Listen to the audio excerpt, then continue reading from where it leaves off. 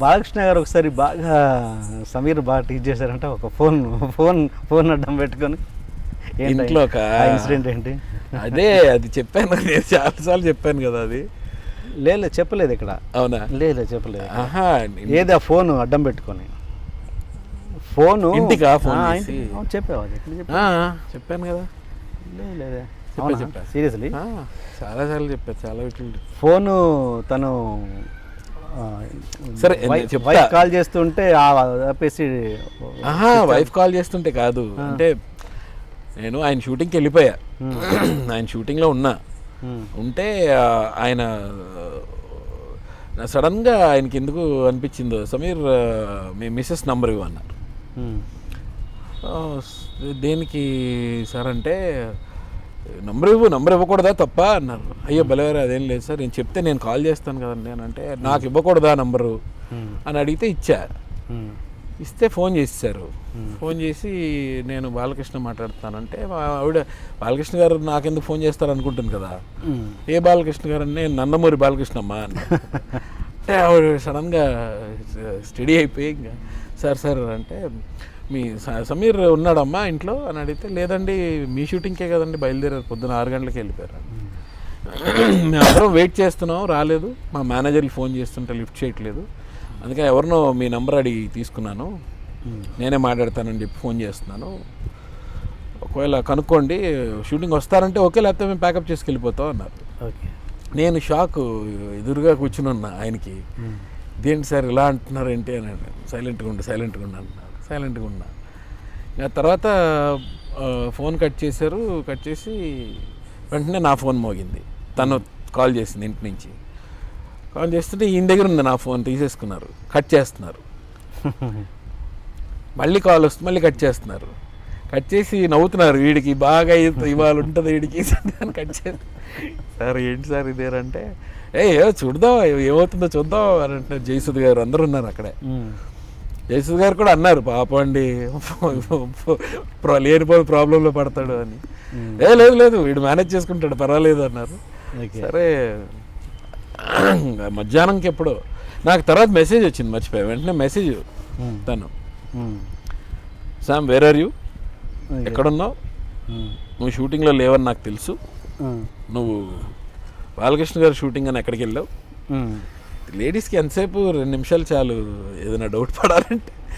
అంటే అడిగింది ఏంటి ఎక్కడున్నావు, నిజం చెప్పు పర్లేదు అని మెసేజ్లు వస్తున్నాయి. ఇవన్నీ చదువుతున్నారు బయటికి, ఎక్కడున్నావు చెప్పు అని చదువుతుంటే, ఇంకా సార్ చెప్పండి సార్ మీరు ఇప్పుడు. నేను ఆ తర్వాత ఫోన్ చేసి, లేదు నేను షూటింగ్లోనే ఉన్నాను, బాలకృష్ణ గారు జోక్ చేసి ఉంటారులే అని నేను చెప్పినా నమ్మదు.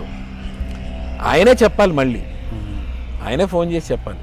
నేను చెప్పాను సార్ అయిపోయింది, డ్యామేజ్ అయితే అయిపోయింది, మీరే ఫోన్ చేయాలి, నేను ఏం మాట్లాడినా ఏం చెప్పినా వినదు ఇంకా అంటే, చూద్దాంలే మధ్యాహ్నం అన్నారు.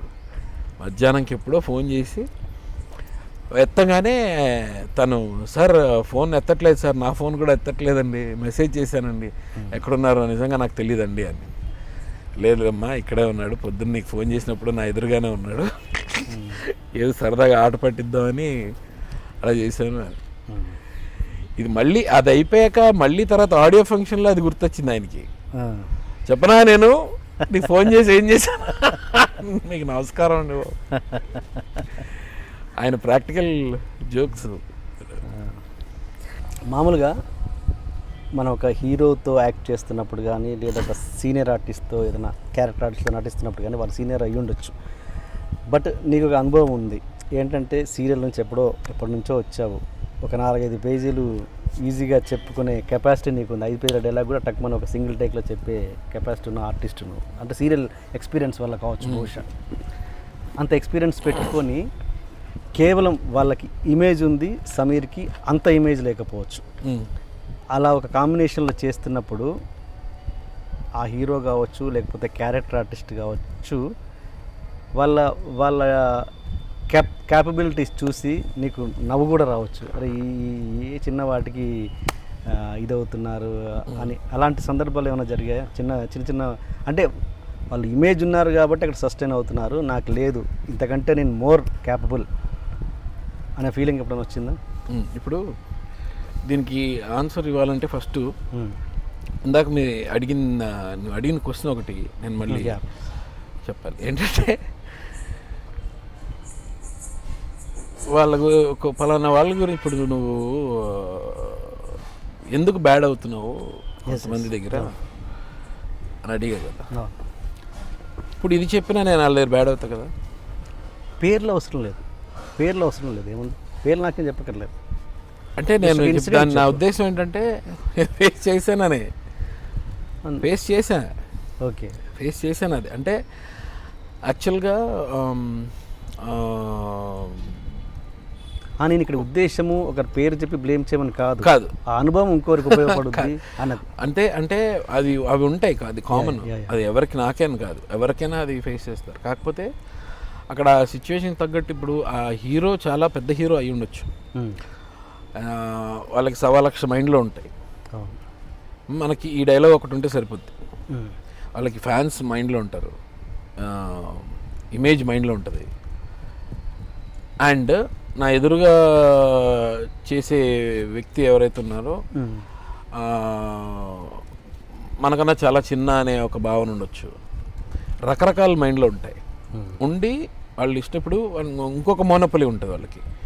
ఏంటంటే నేను ఏది చేసినా సరే పెద్ద నాకేం ప్రాబ్లం లేదు, నన్ను ఎవరు తిట్టరు, ఎవరు కొట్టరు. అలాంటిది ఎదురుగా ఉన్న వాళ్ళని మేము తప్పు చేయకూడదు.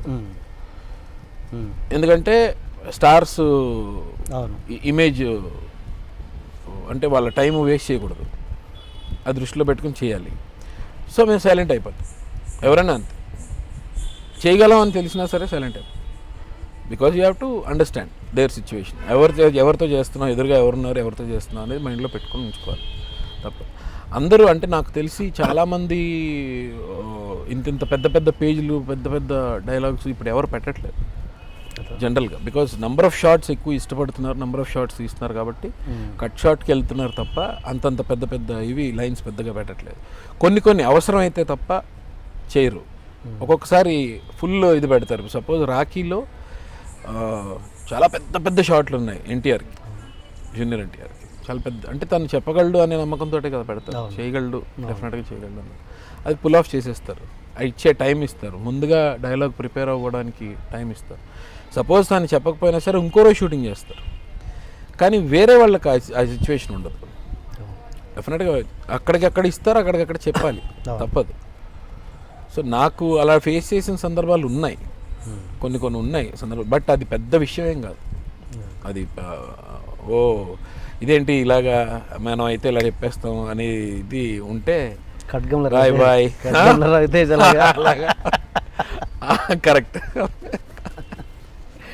అవి ఉంటాయి, అవన్నీ వాస్తవం నుంచి వచ్చినవి. ఆ సీన్స్ అన్ని కూడా ఖడ్గంలో చేసిన సీన్స్ అన్ని అలాంటివి జరిగాయి చాలా. మామూలుగా ఈ మధ్య ఎవరతను కొరియోగ్రాఫర్ అమ్మ రాజశేఖర్ సినిమాలోంచి వాకౌట్ అయ్యావంటే ఎందుకు? అంటే వాకౌట్ కాదు, వాకౌట్ అంటే ఇప్పుడు వాళ్ళు పాపం బడ్జెట్ వైస్ లేకపోతే ఇంకోటో తెలీదు, వాళ్ళు సరిగా ప్లాన్ చేసుకోలేకపోయారు.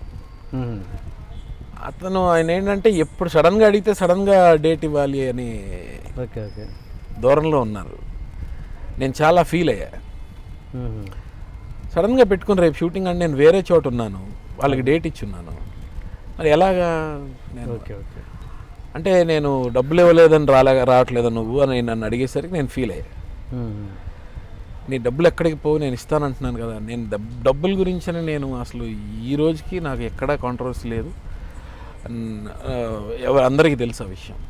నాకు చాలామంది ఇవ్వకుండా ఎగ్గొట్టారే తప్ప నేను మీద కూర్చుని నేను ఇస్తేనే వస్తానని ఈ రోజుకి ఆ రికార్డు లేదు, ఎక్కడా లేదు. ఈవెన్ టెలివిజన్లో లేదు, ఇక్కడ లేదు.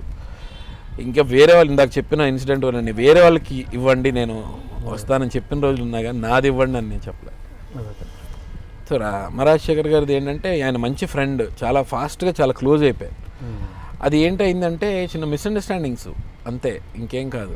రేపు రావాలి నువ్వు షూటింగ్ అంటే నేను ఎలా వెళ్తాను సడన్గా చెప్పి, నేను ఇంకో దగ్గర ఉన్నాను సార్ అంటే లేదు నువ్వు చాలా అన్ప్రొఫెషనల్గా బిహేవ్ చేస్తున్నావు, ఇలా అయితే నువ్వు పైకి రాలేవు, ఇలా ఉంటే కష్టం, ఇలాంటి మాటలన్నీ మాట్లాడేసరికి నేను ఫీల్ అయినా అదా అలా అంటారు ఏంటండి, అది కాదు, నేను వేరే వాళ్ళకి ఇచ్చాను, వాళ్ళు అదే అంటారు కదా, మాకు డేట్ ఇచ్చి వేరే చోటుకి వెళ్ళారేంటి అని. అదే జరిగింది ఇన్సిడెంట్. అదే ఇంకా దానికి వెళ్ళలేదు, చేయలేదు, నాకు ఇవ్వాల్సిన డబ్బులు ఇవ్వలేదు, ఆయన అడగలేదు. ఓకే. ఈ ఇండస్ట్రీ ఫ్రెండ్షిప్స్ని ఎలా అనలైజ్ చేస్తావు సమీర్? అంటే ఇప్పుడు నేను చాలా జర్నీ చూసావు కాబట్టి ఇంత ఎక్స్పీరియన్స్లో ఫస్ట్ బీని చాలా క్లోజ్ అయిపోతాం, తర్వాత చాలా గ్యాప్ వస్తుంది, మళ్ళీ ఎప్పుడో కలుస్తాము కదా, కొంతమంది విడిపోతాం, అలాగే ఇప్పుడు లైక్ శివబాలాజీ లాగా అనుకో. ఇండస్ట్రీ ఫ్రెండ్షిప్స్ని ఎలా అనలైజ్ చేయాలి?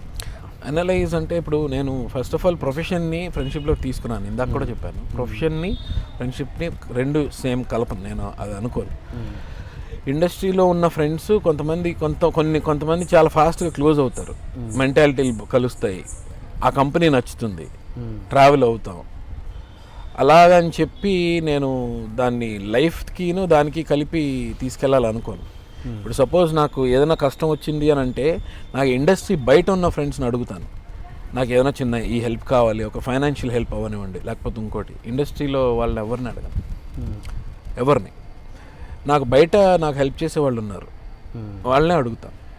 దానికి రీజన్ ఏంటంటే రేపు పొద్దున్న మేము కలిసి వర్క్ చేసేటప్పుడు ఇది మైండ్లో ఉండకూడదు. ఫ్రెండ్షిప్ వేరే, బయట ఫ్రెండ్షిప్ వేరే, ఇండస్ట్రీ ఫ్రెండ్షిప్ వేరే, కంప్లీట్లీ డిఫరెంట్ ఈ రెండు. నాకు ఇద్దరు ఉన్నారు, బోత్ సైడ్స్ నాకు ఉన్నారు ఫ్రెండ్స్. నేను సరదాగా ఎప్పుడైనా ఒక పార్టీలో కూర్చున్నామో అంటే, అందరూ ఇండస్ట్రీ వాళ్ళు ఉండే పార్టీలో కూర్చున్నామంటే నేను వేరేగా ఉంటాను, వేరే మా బయట ఫ్రెండ్స్ తోటి కూర్చుంటే నేను వేరేగా ఉంటాను. అలా అదే బెస్ట్ అనిపిస్తుంది నాకు, రెండు కలపను. అండ్ నేను ఎప్పుడు కూడా ఇండస్ట్రీ ఫ్రెండ్స్ ఉన్నప్పుడు నా ఫ్రెండ్స్ని తీసుకెళ్ళను, వాళ్ళు అడిగినా కూడా నేను తీసుకెళ్ళను. ఎందుకంటే వాళ్ళకి ఇబ్బందిగా ఫీల్ అవ్వకూడదు, వీడెవరినో నలుగురిని వేసుకొచ్చాడరా అని ఫీల్ అవ్వకూడదు. నేను తీసుకొచ్చే వాళ్ళు కూడా ఇండస్ట్రీ వాళ్ళు అయితే వాళ్ళకి కూడా పరిచయం ఉంటుంది కాబట్టి ప్రాబ్లం లేదు. దాన్ని దీన్ని మిక్సప్ చేయను.